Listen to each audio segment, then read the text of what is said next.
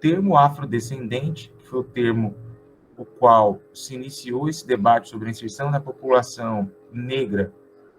Lembre-se, negro não é sinônimo de preto apenas, negro é sinônimo de preto e pardo. Então, toda vez que eu falar negro, não tentem já começar a desconstruir, desmentalizar essa relação que a gente foi instruído a criar, né, a falsear, que inclusive tem um efeito, é uma estratégia da branquitude, tem um efeito sobre nós mesmos.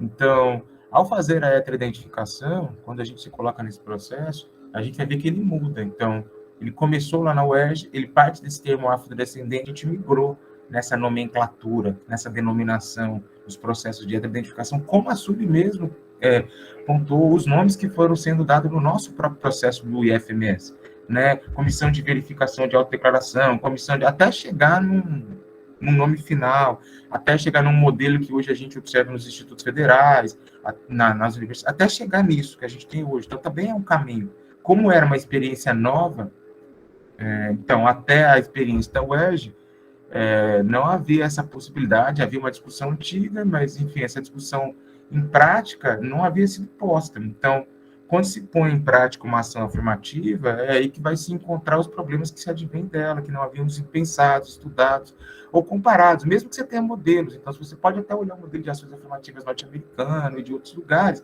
mas, novamente, é perigoso, tem limites, e é complicado fazer comparações com países, nações que têm culturas, histórias, línguas, né, constituições políticos, sociais completamente diferentes, apesar de terem sido países escravagistas, né, nem a forma de escravização foi a mesma, no sentido de que a mentalidade para a construção dos Estados Unidos foi a mentalidade da colônia de povoamento e a mentalidade de construção, né, na mentalidade de colonização do Brasil foi de exploração. Não que não haja exploração no que aconteceu nos Estados Unidos, mas não é à toa que a América, que é um continente que é descoberto, né, que entra no mapa da rota europeia e da discussão mundial após esse processo, após a África, tem hoje a maior potência do mundo, mas também tem o país mais miserável do mundo. Enfim, há contradições muito pesadas nesse processo. Então, não dá para a gente comparar, a gente tem que tomar determinados cuidados.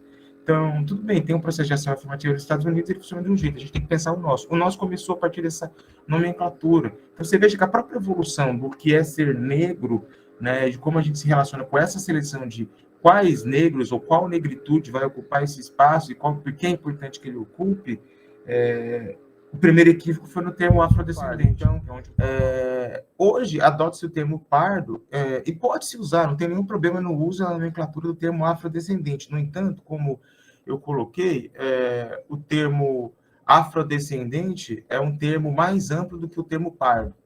Então, pardo, como está no título desse slide, que é o slide que inicia hoje, é uma categoria mais apropriada, mesmo que ela não seja a categoria perfeita, como eu falei, se trata de questões humanas, problemas sociais, enfim, não é uma métrica, não tem uma perfeição. As ações afirmativas não são perfeitas, elas são, né, políticas públicas, são ações na sociedade que visam corrigir processos de desigualdade, de injustiça social, assim sucessivamente, de acordo com os grupos que sofreram esses processos de injustiça social, de desigualdade historicamente. Por exemplo, homens, mulheres, indígenas, né, LGBTQI+, enfim, dentro do processo histórico de cada sociedade. Então, esses grupos não são os mesmos em determinados outros locais. Então, eles se constituem de acordo com uma história, uma cultura, uma origem, uma língua. Os problemas sociais derivam disso. Então, no nosso processo histórico brasileiro, no que tange às cotas e o acesso às universidades, aos institutos federais, aos serviços públicos, a categoria afrodescendente ela é falha no sentido de que ela favorece juridicamente o argumento de brancos que querem fraudar as cotas.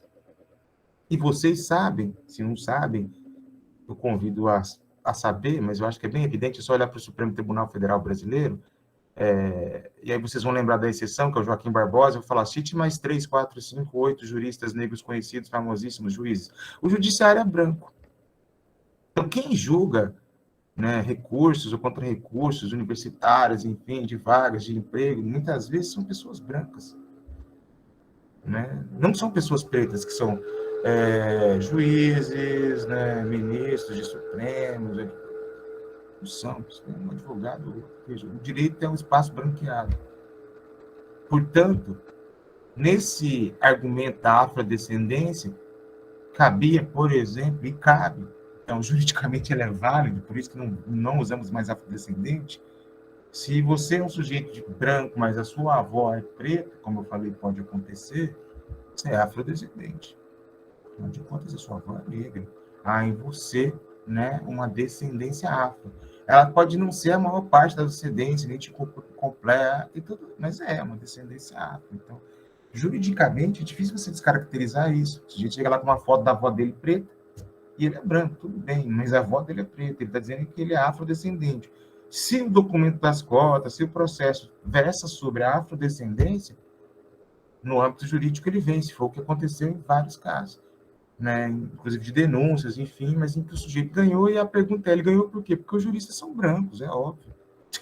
A branquitude favorece a branquitude, desculpa, isso aí é um processo muito antigo, né? Eles passam pano para eles o tempo inteiro, né? A branquitude tem um sistema de união, como eu falei, por isso que eles não se dividem, não se colorificam, né? Eles são brancos, quem que se colorifica é nós, em preto, pardo, eles não se colorificam, né? Eles têm um sistema muito uno, inclusive, né, de amenizar aquilo que é feito por eles, no sentido de que, como são eles que cometem, é menos grave do que como são os outros. Os outros são índios, pretos, enfim, aqueles que não são brancos, aqueles que não são eles, né? E para mim, os outros são eles, os brancos porque eu sou preto.